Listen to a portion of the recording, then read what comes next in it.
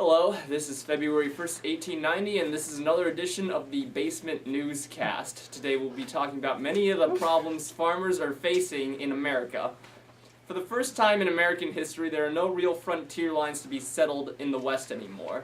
Now, this poses new problems as there is less land to sell as profit, and B, it's the end of an era. No longer can you go west and be shot by some Native American who believes that America has wronged him in some way, and you can't just get mauled by a bear. To demonstrate this, I have an actual bear brought into the studio. His name is Pooh. Pooh, say hi. Hi, I want to kill your family.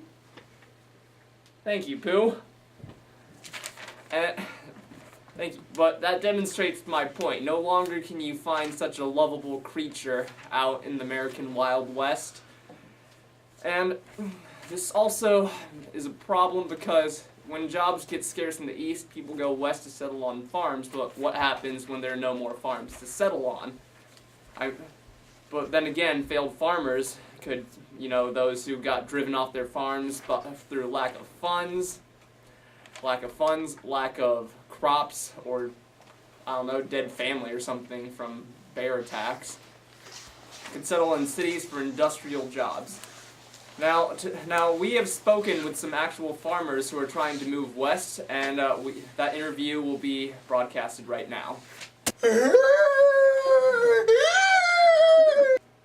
Now that was quite some footage. Now to you, Trevor. Thank you, Chris. Now, moving on to the farm becomes a factory. It's the late 1890s and farmers are ordering a lot more from mail-order catalogs. This allows them to concentrate on growing one crop such as corn or wheat. Also, new machines are appearing such as the combine, reaper, thresher, all being drawn by horses or the steam engine. Now, these are very expensive, but in the end it is worth it as it gets a lot more production done.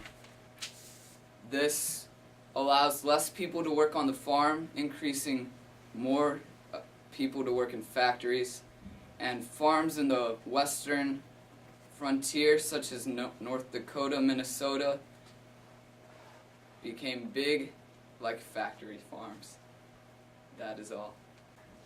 Now, here's some real-life footage of real farmers using the new advancements in farming technology. Alright, give me that, you filthy casual. Use the more advanced technology instead.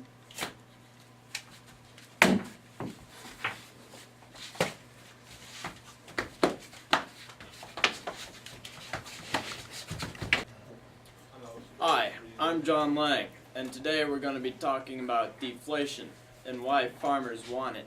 Now, a lot of farmers depend on only one type of crop, and if the price of that crop went down, they made less money.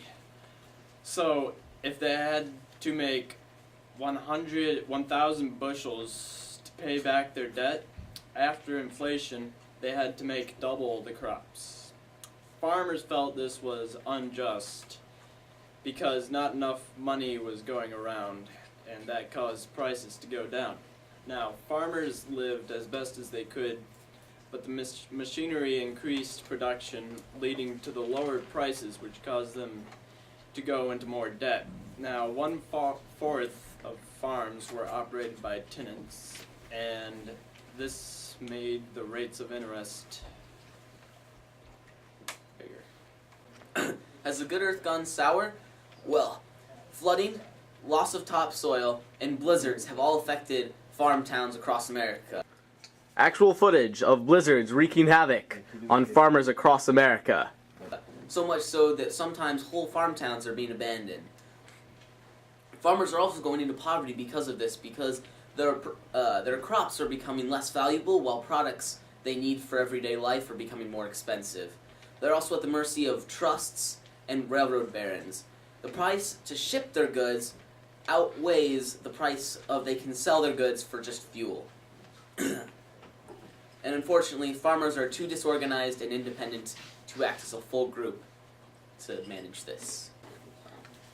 Good evening, ladies and gentlemen. Today we are here to talk to you about a very serious issue facing our nation today. Farmers are upset. They're mad. They're angry. The American dream has been denied to them. They're outraged. They are poor. They cannot feed their families. They cannot house themselves. They are cold and starving and dead in the winter. It's awful. It's horrible. They want inflation. They need inflation. They need it, but they can't have it. For reasons. They have no political backing and no organization. They have no way to voice their opinions, get their word out. Instead, they are trampled. Please, explain us how. The National Grange of the Patrons of Husbandry, also known as the Grange, recently has been founded by Oliver H. Kelly. They fought to enhance lives of isolated farmers through social, educational, and fraternal activities. This soon caught on to many farmers who attended related picnics and concerts. Soon their numbers rose to over 800,000. Over time, they changed their goals to improvement of farmers' collective plight. They soon began to open cooperatively owned stores, and soon they entered politics. Back to you, Joseph. Unfortunately, their era of good deeds and saving and helping the weak were cut short. Tragically, they died out soon because they did lots of weird, secret-y, hocus-pocus, mumbo-jumbo. I don't know. They're freaky. And yeah, then they stopped. And they had no lasting effect on politics or society because they suck. The end.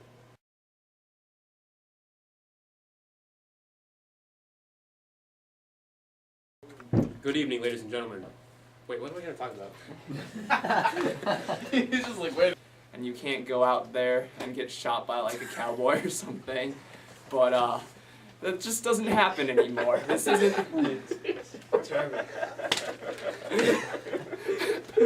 Shot by a cowboy? What? Hello, guys. Today is February 1st, 18. Jesus Christ. What the hell are you Trevor. doing, Trevor? Newsflash. I'm a Jedi. Now, some farmers depended on only one type of crop, which means they were at the mercy of the market for that crop. If those prices went down, they made less money. Now, and this is my co-host, Ryan Rock, and You'll me, be Brian, right? Brian. Hi, I'm John Lang, and this is my I'm his co-host, Brian Rock. Back to you, John. John, we are a very serious news channel here with a serious story, and you're Alright. just ruining it. We'll be just a vicious cycle for farms.